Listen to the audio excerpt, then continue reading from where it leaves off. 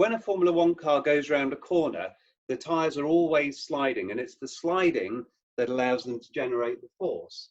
So if you imagine a front tyre here, it's pointing in this direction, but it'll be sliding. It'll actually be traveling over here, for instance, and that allows it to generate a cornering force.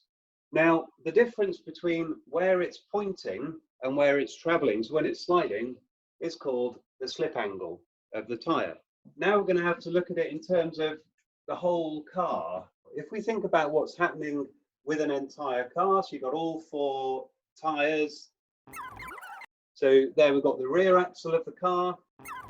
Here you've got the front axle, and we'll draw these with some steering angle on them.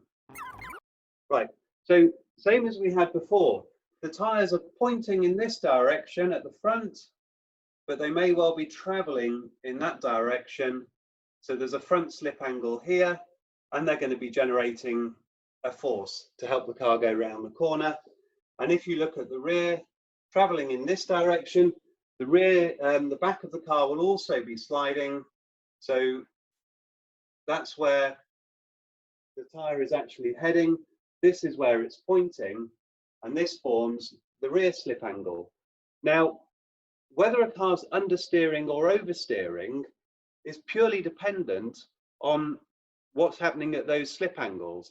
And if the slip angle at the front is bigger than the rear, we say the car's understeering.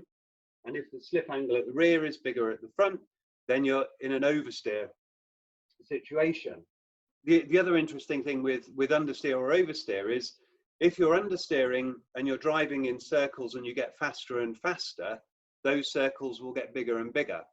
If you're oversteering and you're going in circles getting faster and faster, they'll actually get tighter and tighter.